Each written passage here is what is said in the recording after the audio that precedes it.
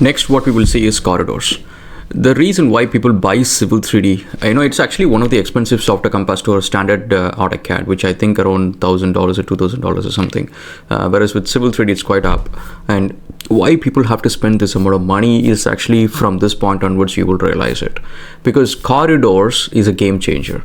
Because previously, before Civil 3D introduced corridors in 2006, I believe, so everything is done using AutoCAD 2D and not even 3D. So at that point, we had so many things that we struggle to figure things out. Let's say every time there is a collision or objects or pipes that is crossing across a corridor, and every time we wanted to do a small bridge, and we want to see like what is happening with the grading and how much is a cut and fill and how much is the earthwork that we are doing. When we go into all that sort of stuff, it is all manually calculated, and 2D drawing that we do is basically to know what is to do at what location and to get a rough idea of area and volume calculation, and that volume calculation is never going to be precise. So now with Civil 3D, with corridors, almost all of those things are actually very precisely done, and we get a complete picture and also the collision detection, and on top of it you can have multiple objects stacked on top of each other as well. There could be a pipe running underneath, and you might have a corridor on top of it. There will be some grading that is done on the sides. You can do all of these objects, and then you can do a cut section and you can see what's happening there, and you can do the cut section anywhere. And so that's a power of Civil 3D that you will start seeing now. For this one, we have to go through all the hours and hours of tutorial before to get to this point. And the things that we have done before, bringing in points and building a surface out of the points, alignments, profile, all of those things, even if you have done all of those things, that is not going to be useful for you to do a job on the site. It's not an shop drawing or anything like that. So those things, you're not going to be taken to the site to do anything. From this point onwards is what goes to the site. You do a corridor design using the alignment and profile that you have done. You can give it to people to go and design corridors, and construct corridors. And the same way, if you have a pipe network, you can take it to them. So now from this point onwards, we're going to look at parcels and corridors and pipes and bridges and rails and all that sort of stuff. All right. So now let's get started with the corridors, and this is going to be pretty interesting, and let's get started. So first thing to have is so there is a file called Civil 3D Profile. You can actually get this file. I'm going to save this one as corridors.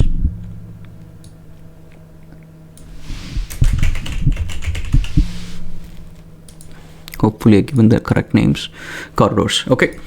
So now all we need for this one is like a surface, a proper working surface, and then an alignment on top of it, and then a profile, and then a design profile. So now once you have all these elements, like the 4 elements in place, then you can start constructing your corridor. So the first thing that I want is there is going to be some tiny parts in here. So what I would do is I will actually create a small rectangle in the bottom right corner. Remember, this rectangle we'll be doing it for placing tables and other things as well. So along with that, we'll also placing some small objects. So I'm just going to create one small rectangle within the big rectangle. And these things I will actually go through it probably when we get some time with the advanced tutorial, how we're going to organize a lot of things that's going to be there in the Civil 3D, because we'll be using these to create different elements here. Okay, so now first thing before we get started with the corridor is we need to get a tool palette, and which is up here on right next to the tool space. And you see these 4 icons that we use: the prospector, settings, survey, and toolbox. And the 5th one is your tool palettes. This is not another tab, and this is basically another tool palette which we stick it up here. Okay, and that's your tool palette. I can actually close this one.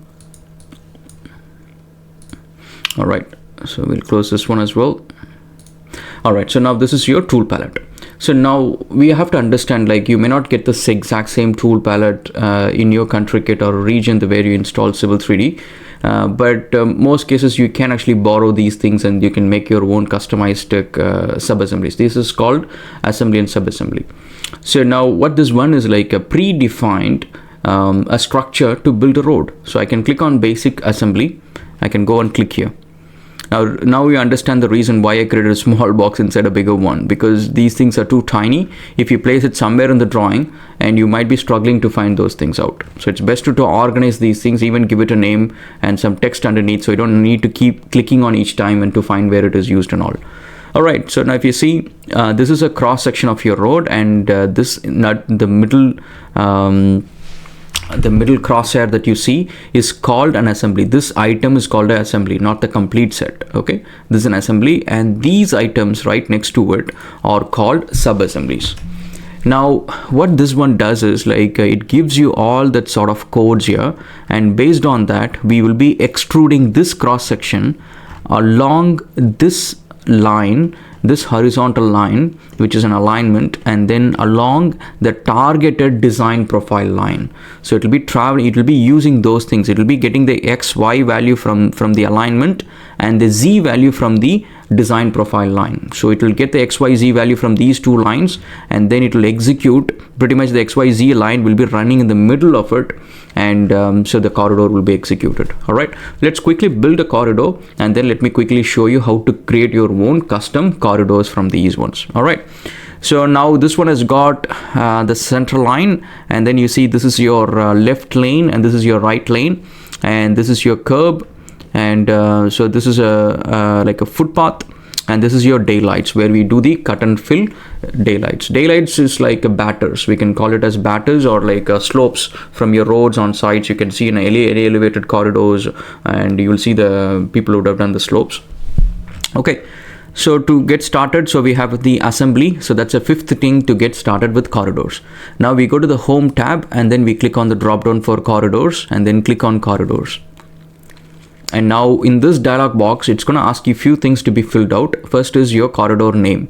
You can say if it has got a project name or something, I can say M1 corridor, and you can give a description for it, and corridor style, and then there is code set style. So this is again another thing which I will go through this in detail in the advanced tutorial. You need to have a very clear understanding about the code set style. And there are different types of code set style that we have here, which is no shading, and there is with shading, 3D render, and all the other things, which I will actually change these styles and show you what it's going to do. And then pretty much you select your alignment, which I can pick from the list, or I can click on this button to go and pick it from the screen. And now it also asks you to pick the profile, so I can pick the design profile. Now, so it is asking, okay, select the alignment and press enter. So now you see it picks the alignment, it picks the profile and the assembly. So now you can also pick other things as well, so just one line is enough. And so the next thing is if you have any feature lines that you wanted to embed into the surface, just like another island or refugee bay or anything like that, you can do that as well. And you can also set baselines and region parameters. We're not going to do it at this stage, so just click on OK. M1 corridor has been successfully created without any defined regions. Okay, click OK, but the corridor is not here. So let's go and see what happens with our corridor. To see your corridors, if you expand it, you can see the corridors here, and that's your corridor, but the corridor is not here. So let's go and check the properties, and this is my corridor. But remember, we have not picked the assembly. So now click on this one, and for some reason it's not allowing me to pick it out. Okay, so let's do one thing. Let's delete the corridor and do it again. Okay, so we might have missed something. All right, so now go back again to corridor, and let me extend this one. So this is an assembly, this is what we didn't pick it, and it is actually a compulsory field. It still let us go bypass it for some reason. And okay, so we're going to type in M1 corridor. So that's actually a good thing, like we picked everything except the assembly, because it was like that, so I didn't see it properly, so we missed it. Okay, so let's go back again, and then the alignment, and then I'm going to pick the alignment, and then the profile, and then it is asking for the corridor. I think this is when we just pressed enter accidentally. Okay, so I'm going to pick the corridor, or click on this button here, and then go back into this view, and then you see the corridor. If you want to pick it, always pick on the assembly. Don't pick on anywhere else, because sometimes there will be more complex corridors and you might be picking something wrong. So make sure that you pick on the center line assembly, and then you see now it says which assembly you have picked in. Okay, same way you can also do it with the feature lines, and then click on OK. And so now you see there is a different entry. We haven't seen this box before, so now we are able to see the box. And so there is an exclamation mark here which says using the corridor rebuild function to rebuild the corridor. So once we done it, we just have to rebuild the corridor. We'll come back and set the targets. For now, click OK. Rebuild the corridor. Now the corridor is built. Now let's check the corridor in the object viewer just with the corridor alone.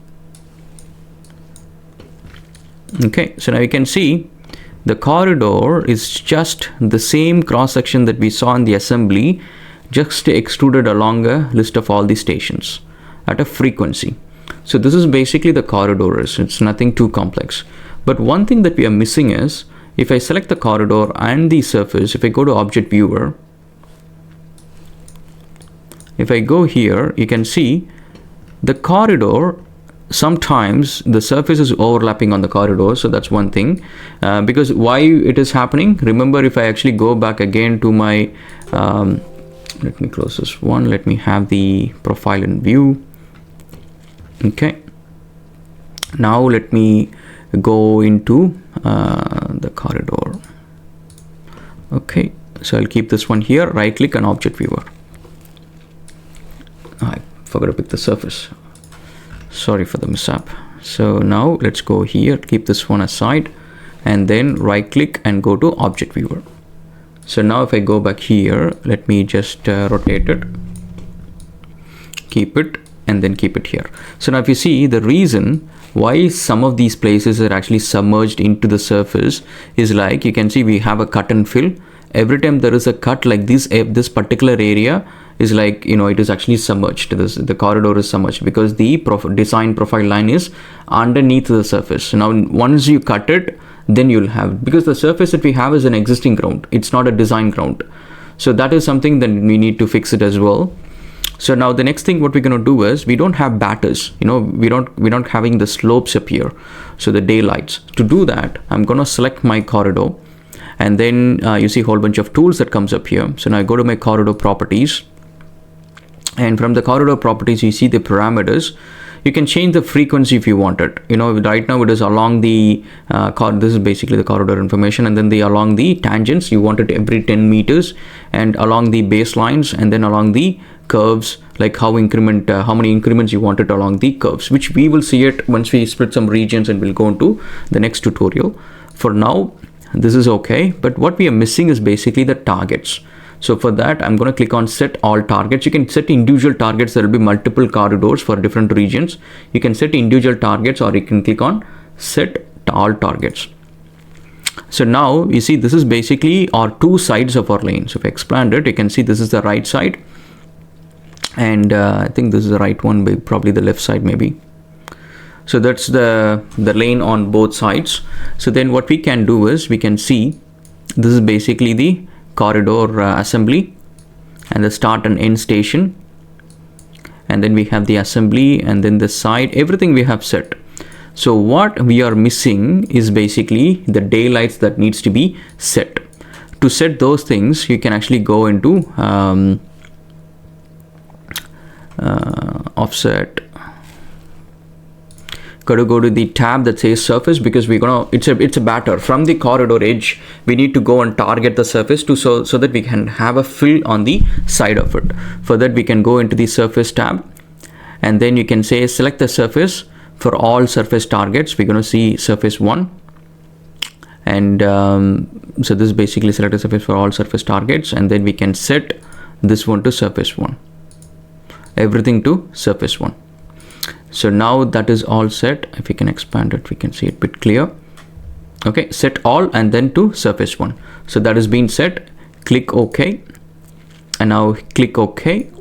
Now you see it should actually show this button, because then in that case the corridor is actually rebuilding, in the sense there is some changes that has happened.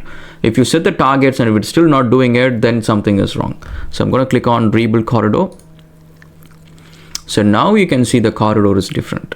If I select my corridor now and then I select my surface and then I go to my object viewer, you can see the corridors has got a small batters up here. So you can see it is going and targeting the surface. Okay, so that's basically the fill. The reason we are not able to see some of the portions is like we have to cut through the existing ground. We have to create a design surface, which we will do it in the next lesson. All right, so hope you enjoyed it, and we'll continue corridor in the next one. Thank you.